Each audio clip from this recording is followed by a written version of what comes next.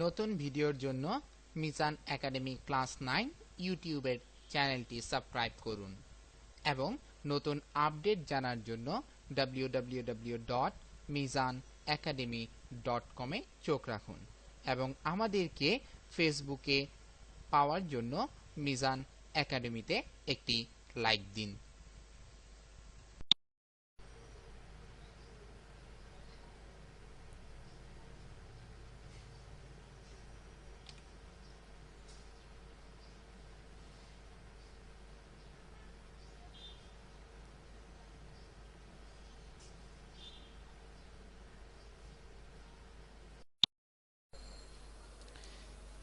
বায়ুমণ্ডলের চাপ।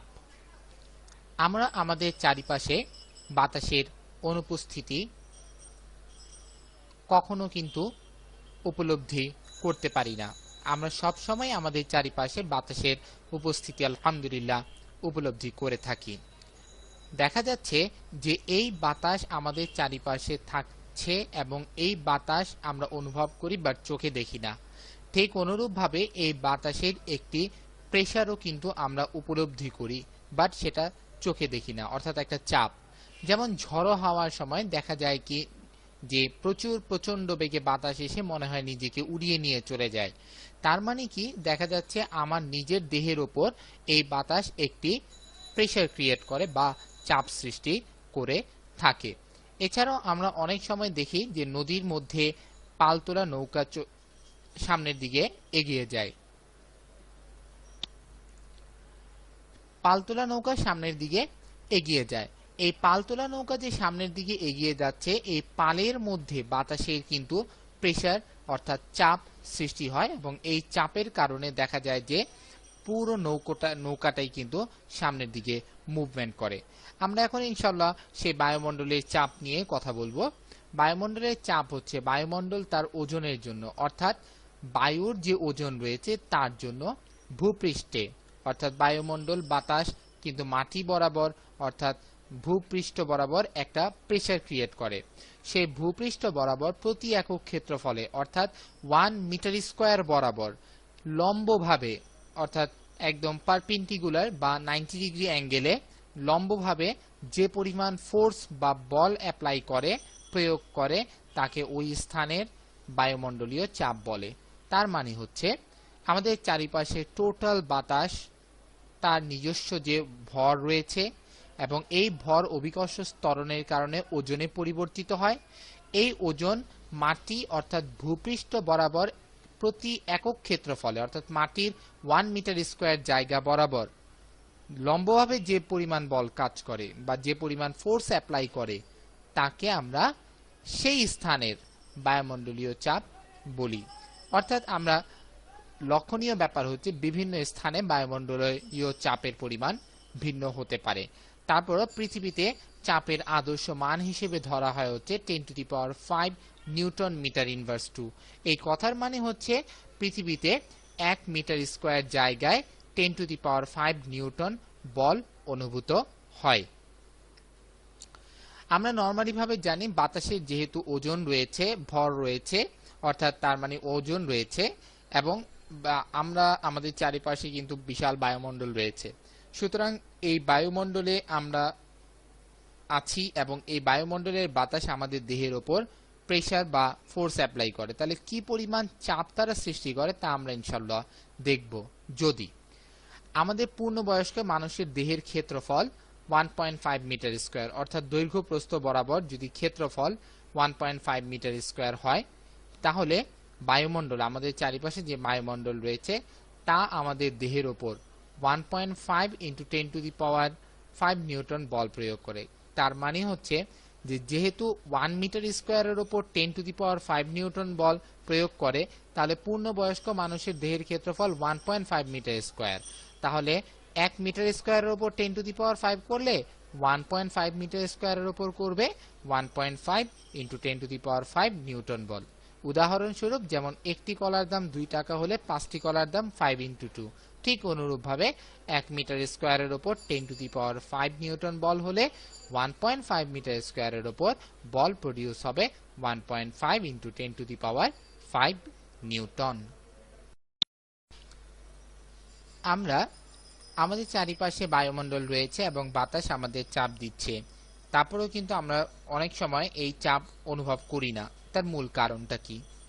আমাদের দেহের ভিতরে রক্ত প্রবাহিত হচ্ছে এবং রক্ত যখন প্রবাহিত হয় তারা কিন্তু প্রত্যেকটা রক্তের যে পালস বা রক্তের শিরা উপশিরা রয়েছে সেই রক্তগুলো সেই শিরা উপশিরাতে একটি চাপ প্রয়োগ করে, যাদেরকে আমরা বলে থাকি ব্লাড প্রেশার। অর্থাৎ শরীরের ভিতরের রক্তচাপ রয়েছে, এই রক্তচাপের মান বায়ুমণ্ডল কর্তৃক বায়ু দ্বারা প্রদত্ত আমাদের দেহের ওপর চাপের তুলনায় বেশি। আমি আবারও বলছি, আমাদের শরীরের ভিতরে যে রক্তের চাপ এবং বাহিরে বায়ু কর্তৃক অর্থাৎ বাতাস আমাদের দেহের ওপর যে চাপ দেয় তার তুলনায় আমাদের ভিতরে রক্তের চাপ বেশি। এই কারণে আমরা আমাদের উপর চারিপাশের বাতাস যে চাপ প্রয়োগ করে সেটা আমরা অনুভব করতে পারি না। টরিসেলি পরীক্ষা। টরিসেলি পরীক্ষার মাধ্যমে আমরা ইনশাআল্লাহ বুঝতে পারবো বায়ুমণ্ডলের যে চাপ রয়েছে সেই চাপটা কিভাবে কাজ করে, সেটা ইনশাআল্লাহ আমরা বুঝতে পারবো। আমরা এখানে একটি টিউব অর্থাৎ টেস্ট টিউব দেখতে পাচ্ছি। প্রাথমিক অবস্থায় বা পরীক্ষা শুরু করার আগে এই টেস্ট টিউবটি সম্পূর্ণ পারদ দ্বারা ভরা ছিল, পূর্ণ ছিল এবং এখানে আমরা একটা পাত্র দেখতে পাচ্ছি। এই পাত্রর মধ্যেও কি রয়েছে? মার্কারি বা পারদ রয়েছে। এই পারদপূর্ণ টেস্ট টিউবটাকে আমরা উপর করে দিলাম চিত্রানুযায়ী, অর্থাৎ প্রাথমিক অবস্থায় সেটি উপর দিকে, এর এই লোয়ার মুখটা উপরের দিকে ছিল এবং এই আপার মুখটা নিচের দিকে ছিল। নরমালি ভাবে আমরা যেমন গ্লাসে পানি খাই, উপরের এরিয়াটা উপরে থাকে, নিচের এরিয়াটা নিচে থাকে, ঠিক অনুরূপভাবে টেস্ট টিউবে পারদ ভরা অবস্থা এমন ছিল।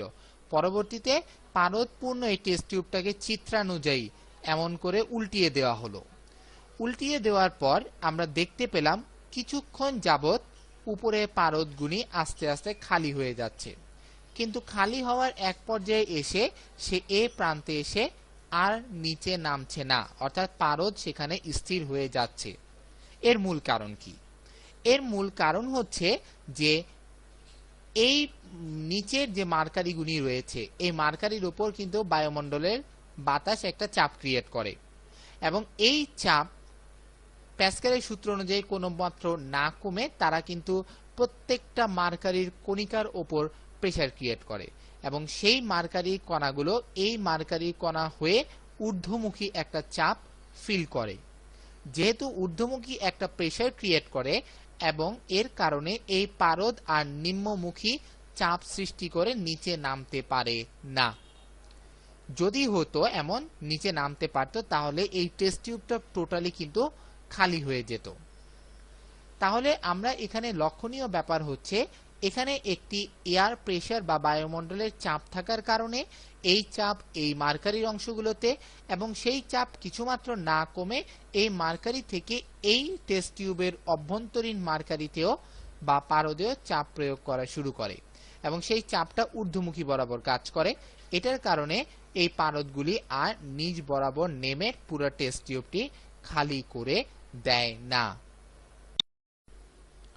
এবং এখানে লক্ষণীয় ব্যাপার হচ্ছে যে এই টেস্ট টিউবের ভিতরে যতটুক পরিমাণ এরিয়া পারদ থাকবে সেই ততটুক এরিয়ার পরিমাণ হবে হচ্ছে 76 সেন্টিমিটার, অর্থাৎ আমাদের যে বায়ুমণ্ডলীয় চাপ রয়েছে সেই চাপটি 76 সেন্টিমিটার পারদ স্তম্ভকে ধরে রাখতে পারে, স্টিল করে রাখতে পারে। অর্থাৎ টেস্ট টিউবের ভিতরে মার্কারি 76 সেন্টিমিটার পর্যন্ত মার্কারি অবস্থান করবে।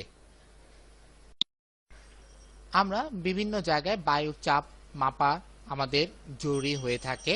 সেই বায়ুর চাপ মাপার যন্ত্রের নাম হচ্ছে ব্যারোমিটার।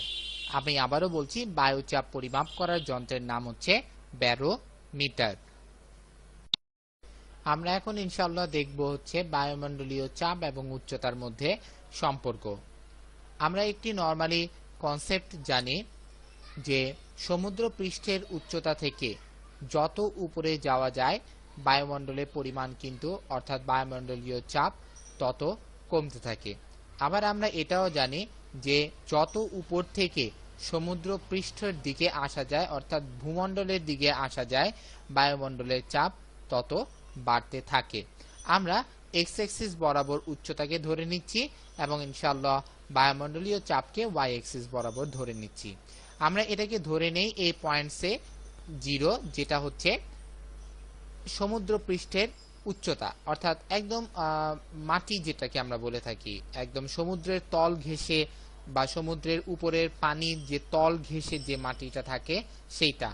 সমুদ্র পৃষ্ঠের উচ্চতা একদম মানে 0 বলতে এখানে বোঝানো হচ্ছে একেবারে সমুদ্র পৃষ্ঠ বরাবর যে মাটিটা থাকে যে ভূমণ্ডলটা থাকে সেইটা। সেখানে কিন্তু আমরা দেখতে পাচ্ছি বায়ুমণ্ডলীয় চাপ অনেক উপরে অর্থাৎ ম্যাক্সিমাম বলতে পারেন অনেক বেশি।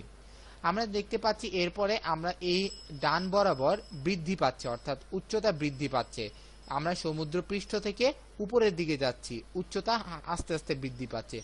যেই উচ্চতা বাড়তেছে আমরা কিন্তু দেখতেছি বায়ুমণ্ডলীয় চাপটা আস্তে আস্তে এই এক্সপোনেনশিয়ালি ভাবে এই কার্ভটাকে আমরা বলি হচ্ছে এক্সপোনেনশিয়াল কার্ভ।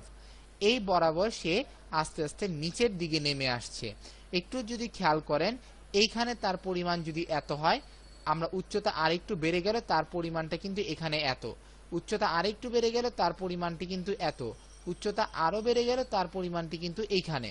তাহলে আমরা লক্ষ্য করতে পারছি যতই উচ্চতা বাড়ছে বায়ুমণ্ডলীয় চাপ ততই ক্রমান্বয়ে আস্তে আস্তে করে ডিক্রিজ বা হ্রাস পাচ্ছে।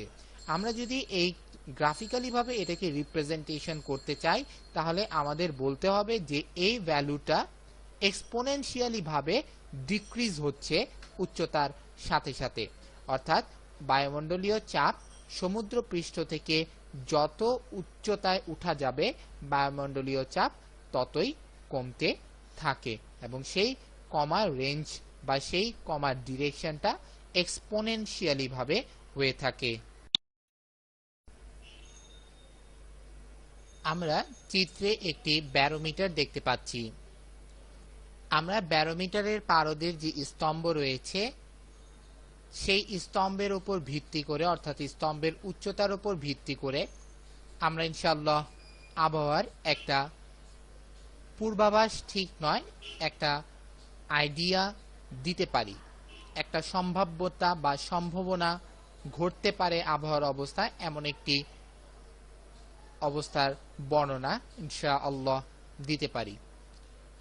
আমরা চিত্রে পারদ স্তম্ভ দেখতে পাচ্ছি, এই যে মাঝ বরাবর পারদ স্তম্ভ রয়েছে এবং আমরা এই রাইট সাইডে তার দাগাঙ্কিত অর্থাৎ পারদ স্তম্ভের উচ্চতা সেটাও কিন্তু দেওয়া আছে এবং আমরা বাম পাশে দেখতে পাচ্ছি এর অবস্থাগুলি অর্থাৎ very dry, set fair, fair, rain, তারপর স্ট্রমি অর্থাৎ শুষ্ক, খুবই শুষ্ক, তারপর হচ্ছে বৃষ্টি হতে পারে ইনশাআল্লাহ, ঝড়ো হাওয়া হতে পারে, এই কন্ডিশনগুলো এখানে দেওয়া আছে।